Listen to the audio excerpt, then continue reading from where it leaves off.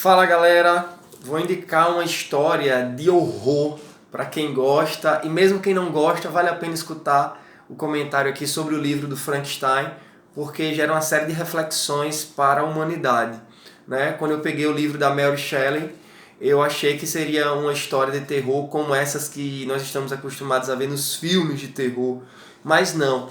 A história em si é o horror, a história científica, uma ficção científica, a história em si, ela remete a uma perspectiva bem aterrorizante.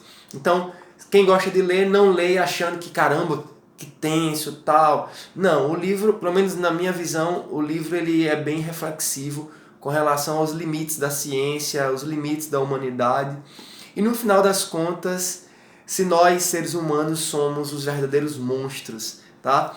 Então vamos lá, deixa eu só contextualizar. O livro é escrito na metade do século XIX por uma jovem de 18 anos apenas, a Mary Shelley. Ela estava com seu marido e com um poeta muito famoso, Lord Byron, com a sua amante, que por sinal era irmã da Mary Shelley, e em uma noite chuvosa eles acabam lançando o Lord Byron lá acaba lançando uma brincadeira, né? Tipo assim, vamos ver quem consegue escrever a história mais aterrorizante. E dessa brincadeira surge a obra Frankenstein. Então, assim, é uma obra fantástica, realmente. Merece ser lida. É um clássico, e só por ser um clássico já merece ser lido.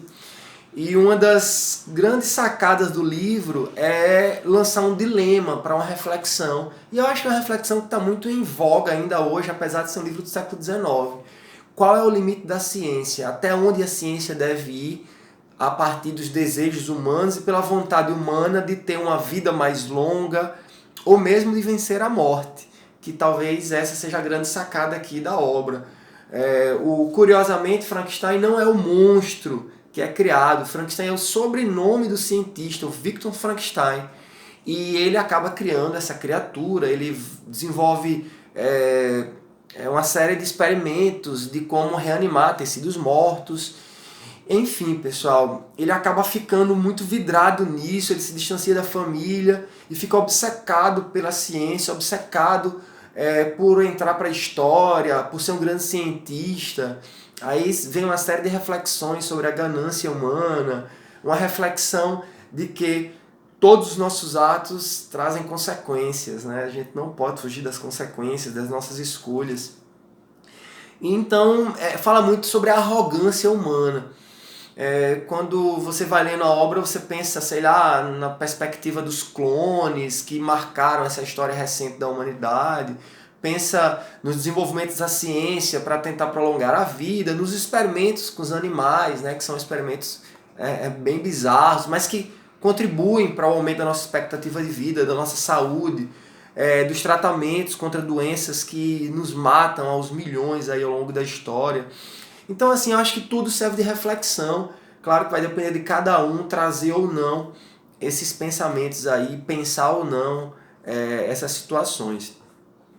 E um dos grandes pontos do livro é que o monstro, a criatura criada pelo Victor, é uma criatura amável, é uma criatura que, no final das contas, ela quer ser aceita pela humanidade, ela quer ser aceita pelo seu criador. Mas o seu criador não vai aceitá-la, porque vai vê-la como um monstro, como uma criatura feia, como uma criatura grotesca.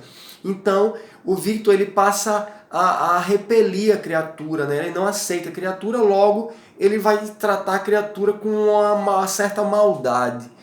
E aí a criatura realmente, ao ser repelida, ao ser maltratada, ela se torna uma criatura má. Essa é a grande sacada aí. Eu acho que essa é a principal reflexão da obra.